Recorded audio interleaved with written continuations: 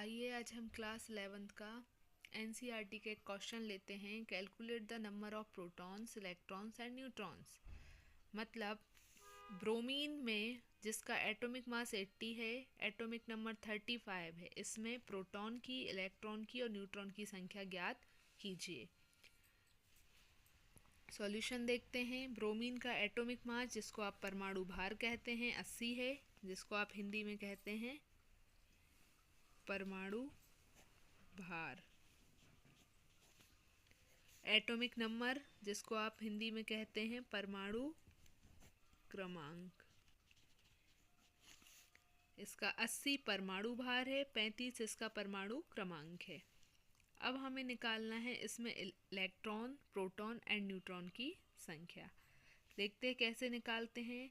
हम जानते हैं मास नंबर, जिसको आप एटॉमिक मास भी कहते हैं, किसी भी एटम का मास एटॉमिक मास कहलाता है। एटॉमिक मास जो होता है, उस एटम के अंदर, उस एलिमेंट के अंदर प्रेजेंट प्रोटॉन्स की संख्या प्लस न्यूट्रॉन्स की संख्या। यदि प्रोटॉन और न्यूट्रॉन को ऐड कर दिया जाए तो उसका टोटल जो निकलेगा उसको ही हम एटॉमिक मास या मास नंबर कहते हैं।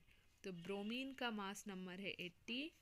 Atomic mass, number of proton क्या होते हैं? नंबर ऑफ प्रोटॉन मतलब इसका एटॉमिक नंबर, जो कि 35 है। इसका एटॉमिक मास 80 है, इसका एटॉमिक नंबर 35 है, मतलब नंबर ऑफ प्रोटॉन क्या है इधर? 35। और न्यूट्रॉन हमें नहीं पता कितने हैं, तो n एज इट इज़ लिख देंगे।